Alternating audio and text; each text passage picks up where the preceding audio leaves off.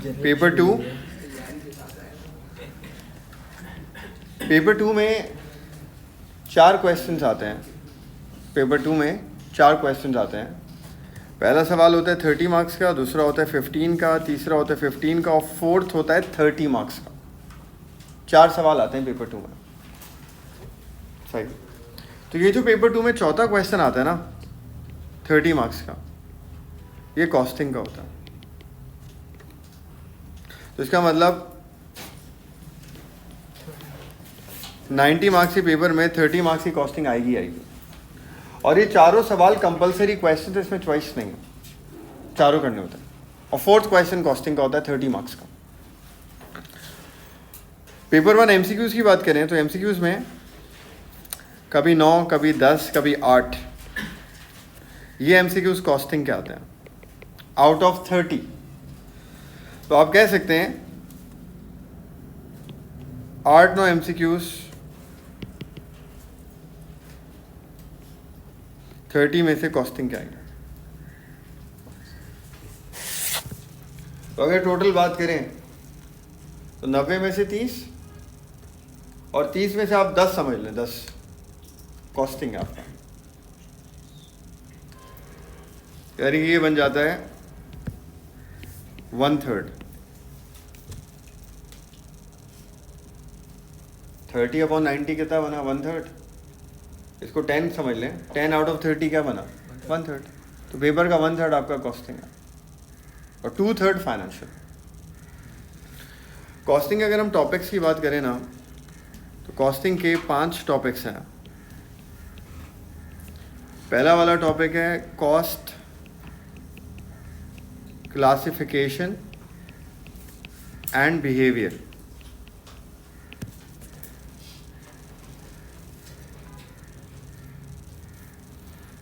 ठीक है, ये बेसिक्स हैं कॉस्टिंग की। इसके ऊपर सवाल नहीं आता लेकिन कॉस्टिंग की ये बेसिक्स हैं, या आपको आएंगी तो आप आगे कॉस्टिंग समझ में आएगा। और कॉस्ट क्लासिफिकेशन एंड बिहेवियर के बाद break even analysis,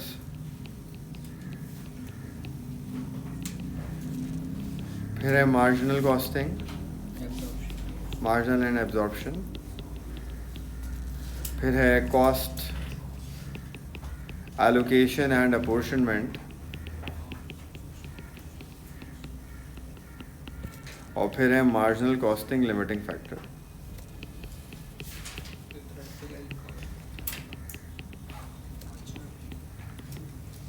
slash decision making, apportionment. ये 5 टोटल टॉपिक्स हैं। और कॉस्टिंग के टॉपिक्स लंबे नहीं हैं, ये छोटे टॉपिक्स होते हैं और इनके सवाल बहुत सारे एक जैसे आते हैं एक आध टॉपिक के अलावा। तो कॉस्टिंग अगर आप सारी क्लासेस लेके सही से समझ लेते हैं ना, आपका यहाँ क्लास में ही अच्छा खासा कवर हो जाएगा। मेहनत फाइनेंशियल में ही करनी है, फिर से आपको मैं यही बता रहा हूँ। Limiting factor slash decision making, इसको डिसीजन मेकिंग भी कहते हैं। ठीक है, अब हम बिल्कुल बेसिक से स्टार्ट करते हैं।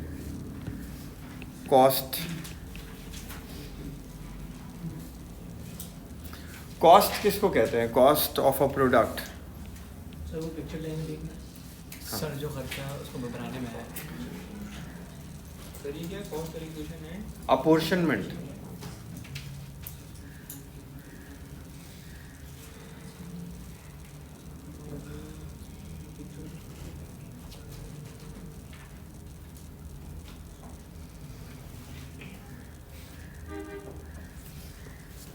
अच्छा सुने, कॉस्ट हम किसको बोलते हैं? कॉस्ट ऑफ अ प्रोडक्ट क्या होता है? कॉस्ट, एक प्रोडक्ट की कॉस्ट किसको कहते हैं हम? जो खर्चा है प्रोडक्ट बनाने में, जो एक प्रोडक्ट को बनाने में खर्चा आता है। एक प्रोडक्ट को प्रोड्यूस करने में जो टोटल खर्चा आता है उसको कॉस्ट कहते हैं। तो cost of a product is total expense to produce a product. तो ये जो कॉस्ट होती है ना, जो खर्चा होता है, ये 3 तरह का होता है मिनिमम। एक कॉस्ट होती है डायरेक्ट एंड इनडायरेक्ट। एक तो डायरेक्ट और इनडायरेक्ट होता है। या तो खर्चा डायरेक्ट खर्चा होगा या फिर खर्चा है इनडायरेक्ट खर्चा होगा। फॉर एग्जाम्पल, एक खर्चा है वो डायरेक्ट खर्चा है, एक खर्चा है वो डायरेक्ट कॉस्ट है। डायरेक्ट कॉस्ट है, डायरेक्ट होने के साथ साथ, डायरेक्ट होने के साथ साथ वो खर्चा फिक्स्ड भी हो सकता है और वेरिएबल भी हो सकता है। क्या मतलब? वो डायरेक्ट है, इनडायरेक्ट के साथ साथ क्या है? वेरिएबल भी है, ये भी हो सकता है। एक और एग्जांपल, एक खर्चा है, या गाइस आप लोग पहले समझ लें, फिर आपको फिर कॉपी कर लेगा।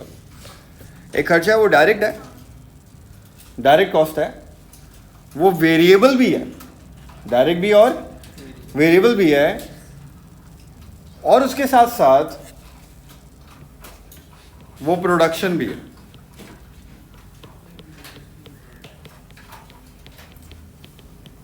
हमें खर्चे को वो इन तीनों में से क्या है जज करना आना चाहिए। यार ये खर्चा आ गया, वो आपको बोलेगा ये एक्सपेंस आ गया। अब वो जो उसने आपको नाम दिया ना कि ये एक्सपेंस आ गया, तो वो जो एक्सपेंस आया है वो डायरेक्ट है या इनडायरेक्ट, प्लस वो फिक्स्ड है या वेरिएबल, प्लस वो प्रोडक्शन है या नॉन प्रोडक्शन। ये आप अगर आइडेंटिफाई कर सकते हैं ना, तो आप कॉस्टिंग के बहुत सारे सवाल जिसमें स्टूडेंट्स फंसते हैं, जिसमें डिसीजन मेकिंग करनी होती है, वो आप आसानी से कर सकते हैं। ये चीज़ें बहुत आसान हैं, लेकिन ये करते नहीं हैं, कराते नहीं हैं, इस वजह से वो कॉस्टिंग में फंस जाता है सवालों। हर एक खर्चा जो आपके सामने है या एग्जामिनर बता रहा है, आप you should be able to identify whether that expense is direct और इनडायरेक्ट, प्लस फिक्स्ड और वेरिएबल, प्लस प्रोडक्शन और नॉन प्रोडक्शन। ये आपको करना आना चाहिए, ठीक है। ये होते कि आप इसकी बात कर देते हैं। पहले हम स्टार्ट करते हैं डायरेक्ट कॉस्ट और इनडायरेक्ट कॉस्ट से। डायरेक्ट कॉस्ट हम किसको कहते हैं? Directly link to production. Direct cost का मतलब है business can not complete the production of product without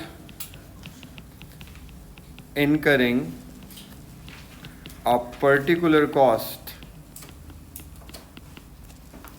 That cost is direct cost. अब इसका मतलब क्या देखें? हर वो खर्चा जिसको अगर हम ना करें ना, हर वो खर्चा जिसको अगर हम ना करें, आपका प्रोडक्ट नहीं बन पाएगा, आपका प्रोडक्ट डायरेक्टली अफेक्ट होगा, उस खर्चे के बगैर चीज बन ही नहीं सकेगी। तो ऐसा खर्चा जिसके बगैर प्रोडक्ट बन ही नहीं सकता, वो खर्चा डायरेक्ट खर्चा, वो डायरेक्ट कॉस्ट है। फॉर एग्जाम्पल हम बात सुने, हम एग्जाम्पल लेते हैं, हम ये कुर्सी जो यहाँ रखी है ना, ये चेयर, हमारा काम है, हम ये चेयर मैन्युफैक्चर करते हैं, हम ये कुर्सियाँ बनाते हैं। अब ये ब्लू चेयर है, ये हम बनाते हैं, ये हमारा काम है। अगर मैं प्लास्टिक के पैसे ना दूं, प्लास्टिक का खर्चा ना करूं, तो क्या ये कुर्सी बन सकती है? आप जितनी लेबर चाहे ले आओ, आप जितनी मशीनरी लेके आ जाओ, अगर आप प्लास्टिक नहीं खरीदोगे तो कुर्सी बन ही नहीं सकती। ऐसे ही है ना, लेबर क्या बनाएगी? प्लास्टिक तो चाहिए। तो प्लास्टिक का खर्चा एक ऐसा खर्चा है इस केस में जिसके बगैर आपका प्रोडक्ट कंप्लीट, तो वो डायरेक्ट खर्चा, हम कहेंगे प्लास्टिक का खर्चा डायरेक्ट कॉस्ट है, उसके बगैर कुर्सी बन नहीं सकती। और प्लास्टिक क्या है? मटेरियल, तो इसको हम बोलते हैं डायरेक्ट मटेरियल। तो ये डायरेक्ट मटेरियल हो जाएगा। तो डायरेक्ट मटेरियल DM एक डायरेक्ट कॉस्ट है, उसके बाद प्रोडक्ट बन नहीं सकता। एक और एग्जांपल, हमने बहुत सारा प्लास्टिक खरीद लिया और बहुत सारा टन प्लास्टिक लाके हमने यहाँ कमरे में रख दिया। अब प्लास्टिक बहुत सारा है हमारे पास, मशीनरी भी है हमारे पास, लेकिन अगर लेबर ना हो तो क्या ये प्लास्टिक कुर्सी में कन्वर्ट हो सकता है? लेबर तो चाहिए, लेबर काम करेगी वरना ये कुर्सी बन नहीं सकती। मशीन खुद से थोड़ी सब कुछ बना देगी, मशीन इसकी कटिंग कर देगी, उसके लिए भी तो कोई बंदा चाहिए जो मशीन पे ये प्लास्टिक लेके जाएगा, खुद ही थोड़ी प्लास्टिक उठ के मशीन पे जाके बैठ जाएगा। तो लेबर तो चाहिए, लेबर के बगैर आप ये प्रोडक्ट बना नहीं सकते। तो इस केस में जो लेबर की कॉस्ट है उसके बगैर प्रोडक्ट बन नहीं सकता। तो लेबर की कॉस्ट भी कौन सी? डायरेक्ट कॉस्ट होगी। तो लेबर कॉस्ट भी डायरेक्ट कॉस्ट है, तो ये कहलाएगी डायरेक्ट लेबर।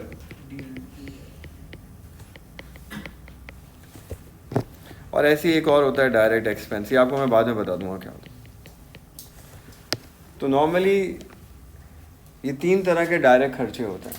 ऐसे खर्चे जिसके बगैर आप प्रोडक्ट पूरा नहीं कर सकते, प्रोडक्ट बना नहीं सकते, प्रोडक्ट बनने से रुक जाएगा, वो डायरेक्ट कॉस्ट है। एक और एग्जांपल हो सकती है, सुने, हम इस कमरे में कुर्सियां बना रहे हैं, गार्ड बैठा हुआ है, चौकीदार बैठा हुआ है। चौकीदार ना हो तो कुर्सी नहीं बनेगी क्या? मतलब बन जाएगी ना। तो चौकीदार का कुर्सी से क्या ताल्लुक है? डायरेक्ट ताल्लुक सही है। इस जगह का किराया, रेंट नहीं दूंगा तो क्या कुर्सी नहीं बनेगी? अब आप लोग सोच रहे किराया नहीं देंगे तो जगह ही नहीं रहेगी, तो कुर्सी कैसे बनेगी? भाई मैं ये भी तो कर सकता हूँ, ओनर को बोल सकता हूँ यार मैं अभी 2 महीने का किराया नहीं दे सकता, मैं 3 महीने का एक साथ दे दूंगा। वो कहता है हाँ ठीक है दे देना 3 महीने का एक साथ, तो क्या कुर्सी नहीं बनेगी? बन जाएगी, 3 महीने बाद ले लेगा ना मुझसे वो किराया, हो गई ना मेरी उससे बात। या प्लास्टिक बोलेगा नहीं आपने किराया नहीं दिया, हम नहीं कट रहे।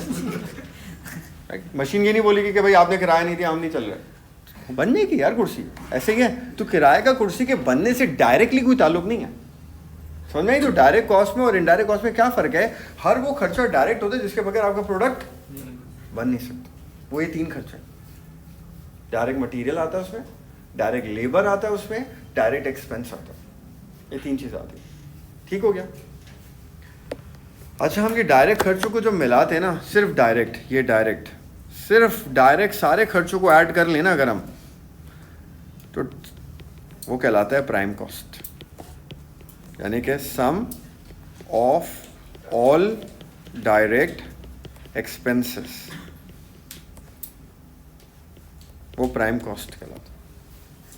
सारे डायरेक्ट खर्चों का टोटल इज प्राइम कॉस्ट। सही नहीं? बहुत आसान है डायरेक्ट कॉस्ट, जितना आपको समझ में आए यही है डायरेक्ट कॉस्ट। वह ऐसा खर्चा जिसके बगैर प्रोडक्ट बन नहीं सकता, डायरेक्ट। कितनी तरह के होते हैं डायरेक्ट खर्चे? 3 तरह के होते हैं।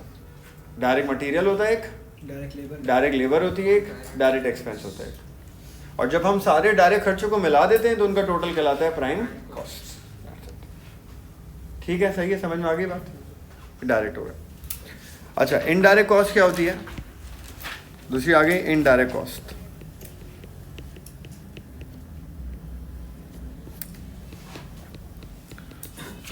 Business can complete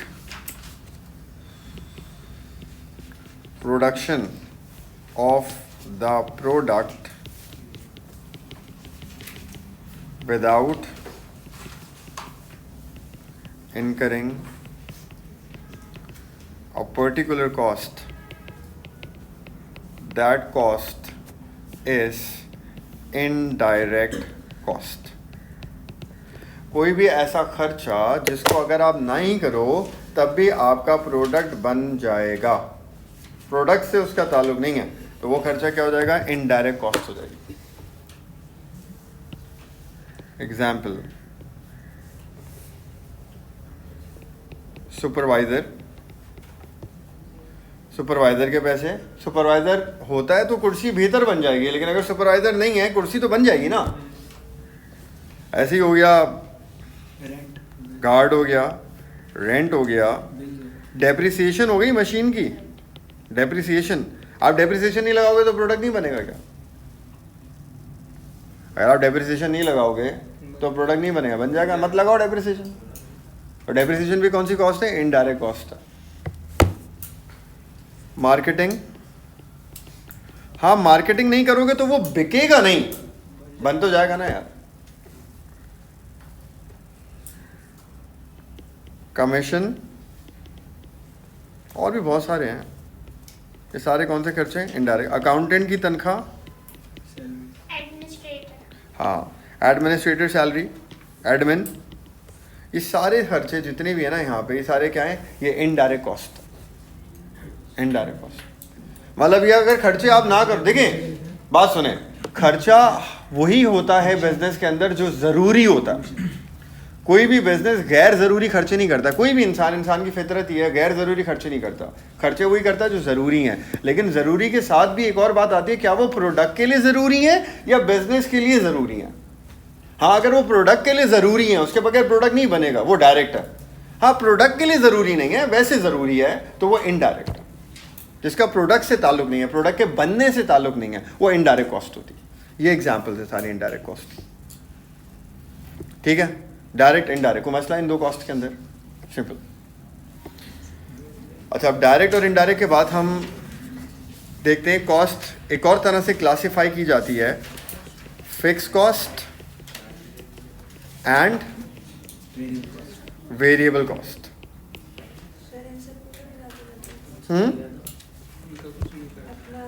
इसकी बात कर लेता हूँ।